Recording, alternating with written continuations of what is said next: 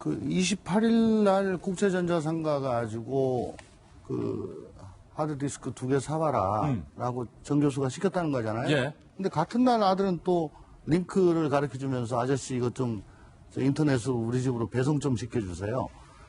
조금 의심이 이상한 게 그러면 국제전자가 가지고 4개를 사면 되지. 그러니까요. 그걸 또 왜 그렇게 했겠나.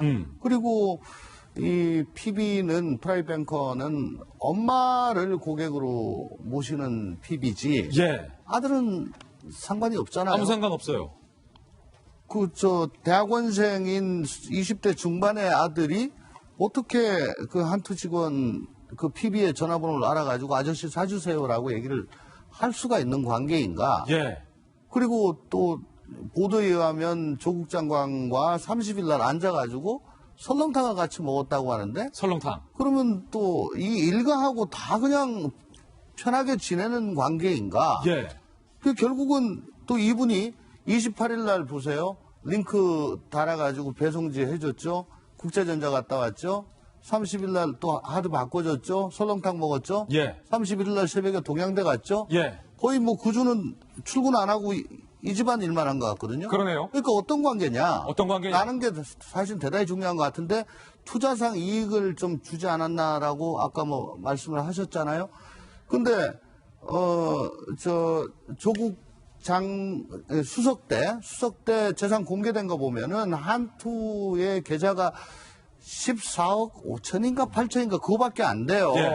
그거 가지고는 뭐 이들 내봐야 얼마나 내겠습니까?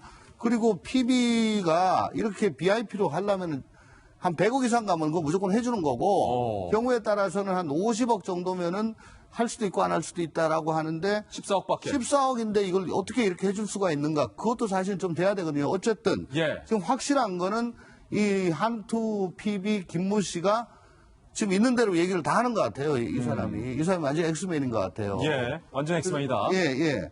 그래서 도대체 그러면 어떻게 네가 나한테 이럴 수가 있냐라고 얘기를 들을 정도의 사이였고 그 뭐 딸, 아들, 남편 할 거 없이 아주 그 가까운 사이였는데 또 지금 왜 이렇게 갑자기 엑스맨 비슷하게 됐느냐. 예. 그것도 참 신기한 일이고 근데 이게 뭐 피의사실 공표를 안 하니까 알 예. 수가 없는 거죠. 알 수가 없는 거다. 네. 확실히 한 번 검사는 영원한 검사예요. 굉장히 날카로운 그 관계에 대한 의혹들에 대한 지적까지 들어봤는데 자, 이 와중에 저희 돌직구쇼의 주요 멤버인 그리고 또 우리 조홍천 의원님과 상당히 절친한 민주당의 박용진 의원으로부터 당원도 아닌데 가만히 있으라, 오버하지 말라라는 말을 들었던 유시민 노무현재단 이사장이 또 발언을 했습니다. 정경심 교수의 동양대 PC 반출은 증거 보존용이다라고 발언을 해서 논란이 되고 있습니다. 유시민 이사장의 발언 직접 들어보시죠. 검찰하고 조국 장관 가족은 서로 불신하고 대립하는 관계잖아요. 네. 내가 검찰을 확실히 믿는다면 가져가세요 하겠는데 검찰은 못 믿어요. 검찰이 저 하드디스크 드라이브를 가지고 가서 저 안에 있는 데이터를 뭘 장난을 칠 가능성도 있는 거죠. 그러니까 당연히 그거를 복제를 해줘야 되는 당연합니다. 혹시 검찰이 엉뚱한 걸 하면 증명할 수가 있죠. 그래야지 그렇게 해서 가지고 있어야 대비가 가능합니다. 예, 나중에 저쪽에서 검찰에서 그걸 압수해 가서 거기서 뭐 장난을 칠 경우에 대비를 할 수 있기 때문에 동양대에 있는 컴퓨터와 집에 있는 컴퓨터를 다 복제하려고 반출한 거예요. 증거인멸 시도가 아니에요. 증거를 지키기 위한 거지. 내가 정경심 교수의 처지라도 그렇게 할 것 같아요. 근데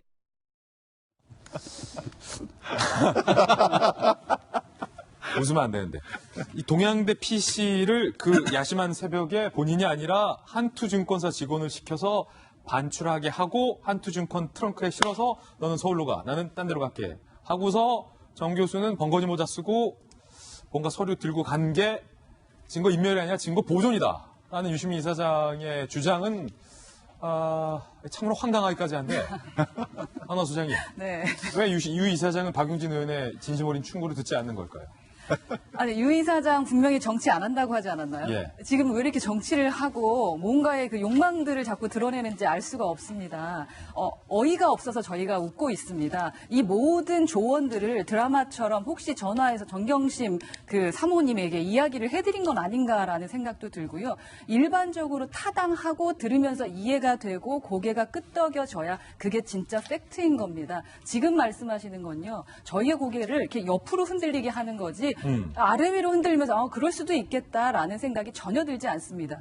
조금 전에 제가 서울대, 연대, 고대의 브랜드 가치를 아주 땅에 떨어뜨렸다. 이게 무슨 일이냐라고 말씀드렸는데 이젠 유시민 이사장이 검찰 그리고 법조인들에 대한 브랜드 가치, 그들이 갖고 있는 그 사명감 있잖아요. 예. 그런 모든 것까지 땅에 떨어뜨리고 있습니다. 법만 제대로 지키면서 도덕적으로 수호지심 지켜가며 살아가라고 가르쳤던 분들입니다. 그렇게 살고 있는 저희들이 도대체 뭐 보고 살라고 지금 그러한 소설을 쓰시는 건지 저는 정말로 하나도 1%도 동의할 수 없다라는 말씀을 좀 드리고 싶습니다. 바로 법조인에게 여쭤볼게요. 아니 저희 기자들도 검찰 출입해봤고 경찰 출입해봤고 정부 출입해봤고 했지만 검찰의 압수수색을 대비해서 검찰이 증거를 조작할까봐 본인이 한투 증권 시켜서 증권을 보존하려 했다. 유 이사장 주장이 사실이라면 떳떳하게 본인이 가져오면 되잖아요. 제가 정말 말이 안 나와가지고 정말 좀 어떻게 표현해야 할지 모르는데 저 말씀은 뭐냐면 한마디로 검찰을 증거 조작의 잠재적 범죄자로 단정한 거 아닙니까? 그렇지 않습니까? 그 검찰총장을 누가 임명했어요? 얼마 전까지만 해도 대통령께서 뭐라고 했습니까? 오시니까 우리 총장님이 검찰 증거 조작의 범죄자로 또 어떻게 저런 말씀을 할 수가 있을지에 대해서는 저는 정말 도대체 납득할 수가 없는데요. 지금 아마 이 방송을 만약에 유시민 작가님의 그 말씀을 듣는 검찰 말고 판사님들은 어떤 생각을 할까 저는 그런 생각을 했습니다. 판사 입장에서 저게 바로 증거인멸의 우려가 있다는 것의 핵심 아니겠습니까? 그렇기 때문에 저와 같은 상황 속에서 다른 것도 아닌 정말 가정의 평화를 지켜야 될 자택에 대한 압수수색 영장을 발부했는 것이 바로 저와 같은 배경이 있었기 때문에 법원에서 검찰의 이 청구에 따라서 어저께 이제 압수수색 영장을 발부했다라고 보이는데요. 저렇게 하면 할수록 아시다시피 지금 여당은 더불어민주당입니다. 그런데 점점 더불어란 가치는 점점 사라지고 정말 나 홀로 가는. 우리 당원 아니라. 그렇지요. 저 아니에요. 당원 아니에요. 그거는 죄송합니다. 아무튼 당원이 아니네요. 그렇지. 예. 아무튼 국민들의 어떤 여론의 어떤 그것을 같이 가야 되는 것이지 국민들의 일반 상식으로부터 점점 유리되는 듯해서 좀 답답하기 그지없습니다. 자, 유시민 이사장의 발언 계속해서 들어보겠습니다. 그러면서 검찰을 향한 경고의 메시지까지 유 이사장이 밝혔습니다. 정경심 영장 기각되면 검찰이 책임을 져야 한다. 윤 총장은 수사를 즉각 중단해야 한다라는 발언도 있었습니다. 들어보시죠. 지금 검찰은 넘어왔어요. 저는 정경심 교수에 대해서 구속영장을 청구하리라고 봐요. 영장을 친다? 예. 기각될 확률과 발부될 확률이 반반쯤 된다고 보고요. 네.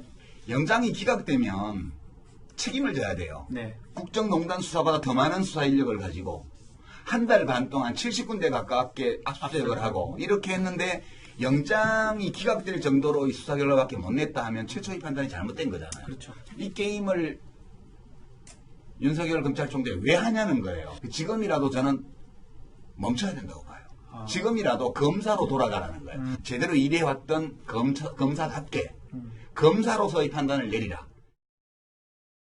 이영수 의원님 어떻게 들으셨어요? 궤변 중에 궤변으로 들리죠. 아마 국민들 대다수가 아마 유시민 전 의원의 얘기를 들으면 말도 안 되는 얘기다라고 생각하실 겁니다. 그런데 왜 유시민 전 의원이 저렇게 얘기를 할까를 생각을 해봐야죠. 정치인의 한 사람으로서 분석을 해보면 저분 대선 반드시 나갑니다. 예.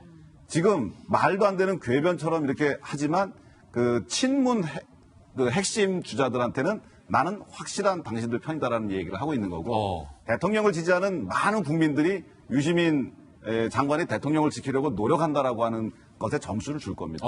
지금은 궤변처럼 들리지만 그래도 기억 속에 유시민은 문재인 대통령을 지키려고 했던 사람, 이 정권을 보유하려고 했던 사람이라고 하는 그런 것들이 각인되기 때문에 그 효과를 노리기 위해서 저분이 저러는 거라고 좀 보고요. 그래서 민주당원 아니잖아요라는 박용진 의원의 지적에 대해서 유 이사장이 발끈한 거다. 그렇죠.